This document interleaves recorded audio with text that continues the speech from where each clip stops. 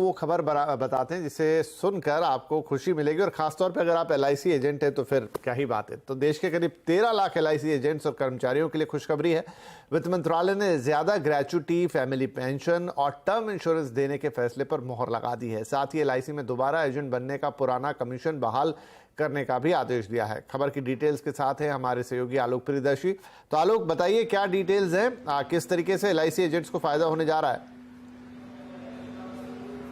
बिल्कुल, देखिए, जो एलआईसी एजेंट्स हैं और कर्मचारी हैं उनके लिए सरकार ने जो उनकी लंबित मांग थी उस पर आज मंजूरी दे दी है। जो सबसे पहली मांग थी कि ग्रेच्युटी बढ़ाई जाए, वो अब 3 लाख रुपए से मैक्सिमम 5 लाख रुपए हो जाएगी। अभी जो 15 साल वाले एजेंट होते थे और 60 साल की एज होने पर उनके ग्रेच्युटी की कैलकुलेशन होता था तो वो अधिकतम 3 लाख ही होता था, लेकिन अब उसको बढ़ाकर 5 लाख कर दिया गया है।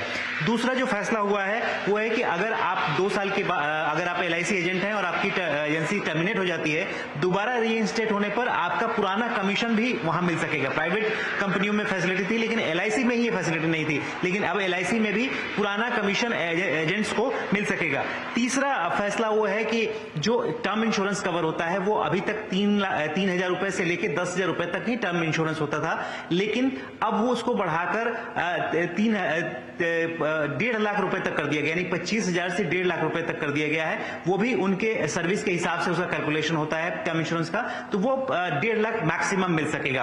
और जो सबसे आखिरी फैसला है, जो कर्मचारी हैं उनके जो डिपेंडेंट्स होते थे, जो फैमिली पेंशन मिलता था, वो अभी तक जो लास्ट ऑन सैलरी होती थी उसका 15% ही उनके डिपेंडेंट को मिलता था, लेकिन इंश्योरेंस और बैंकिंग सेक्टर के तर्ज पे अब इसको बढ़ाकर 30% कर दिया गया है। तो जो फैमिली पेंशन होगी एम्प्लॉयज के डिसीज होने पे, उसके बाद उन्हें 30% फैमिली पेंशन मिलेगा। तो ये कुछ फैसले हैं एलआईसी कर्मचारियों और एजेंट्स के लिए सरकार ने आज लिए हैं। काफी 13 लाख के करीब लोग हैं जो इससे प्रभावित होंगे।